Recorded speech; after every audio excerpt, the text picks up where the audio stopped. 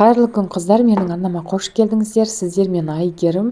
Бүгін сіздерге ешқандай сүт, айран қоспай-ақ жай ғана жылы сумен жасалатын блинчиктің рецептімен бөлісетін боламын. Ол үшін бізге жылы су, жұмыртқа, қант және керегінше тұз, сұйық май қажет болады. Осыларды жақсылап араластырып аламыз. Міндетті түрде қанты жақсылап еруі керек.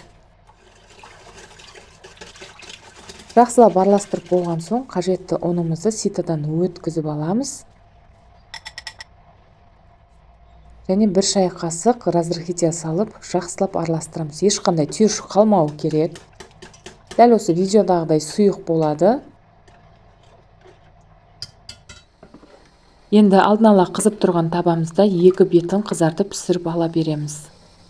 Сүт, айран қосып жасайтын блинчиктен ешқандай айырмашылығы жоқ, дәмі де дәл сондай болып шығады. Дәл осы рецепт бойынша сіз де жасап көріңіз, сізге де ұнайтынына сенімдімін. Астарыңыз дәмді болсын.